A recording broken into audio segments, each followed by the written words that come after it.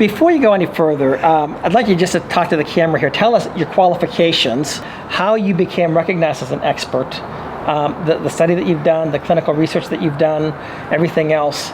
And I mean, there may be people that are saying, wait a minute, we want an expert like Brooks Mckenzie.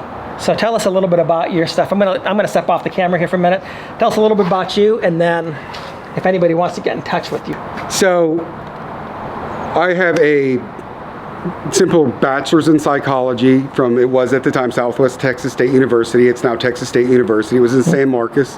Back when I went to school there, it was Cowfields. Now it's like one big shopping strip. Right. Anyway, I got my master's degree in clinical psychology from Cardinal Stritch University in Wisconsin.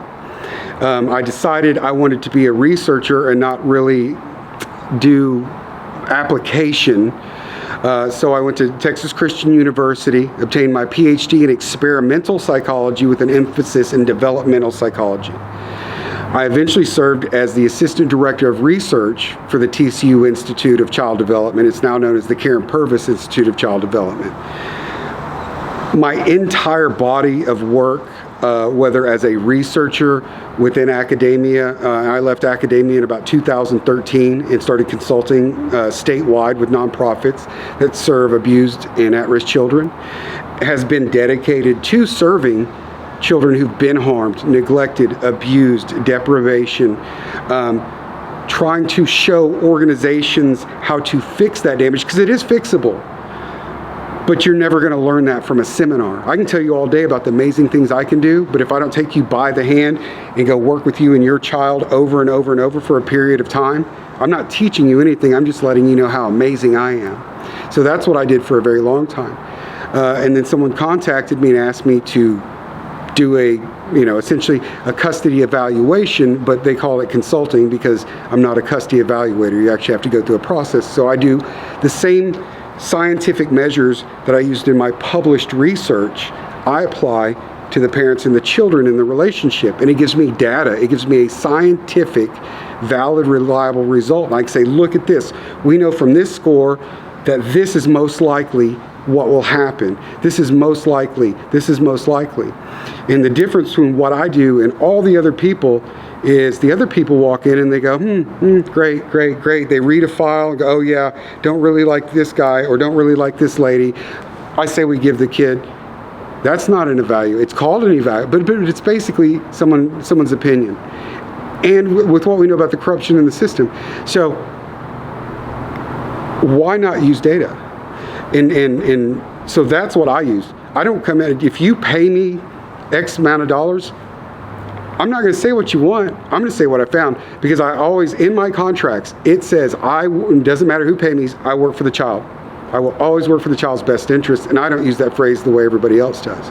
Because if I believe you're my client, you paid me, but that child has no business being with you, I also put a clause in there that my results will go to the other side no matter what.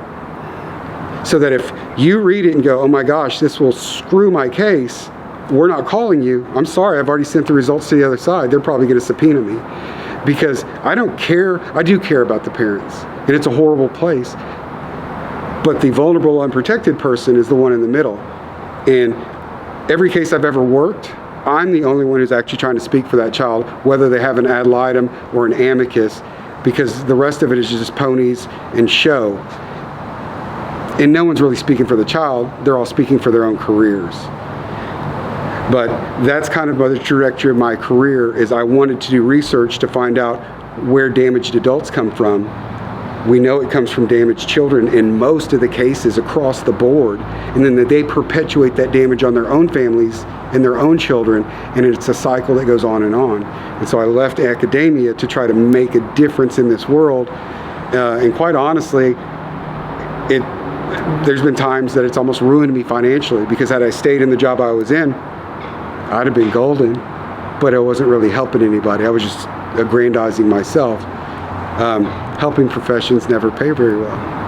And so, if people want to get in touch with you, how do they do that? If you want to get in touch with me, the easiest way would be by email, and I'll just give you my personal email because every spammer's got it anyway. So it's not like, it's my initials. So my name is Lewis Brooks Mckenzie, so my initials, lbmtcu .tcu like the school, so lbmtcu@gmail.com. That's my personal email. And, just put something interesting in the title so I don't think you're trying to sell me a mortgage or health insurance, or let me know that you're a Wandan prince and want to give me $5 million, and that way I'll actually read it. Okay, great.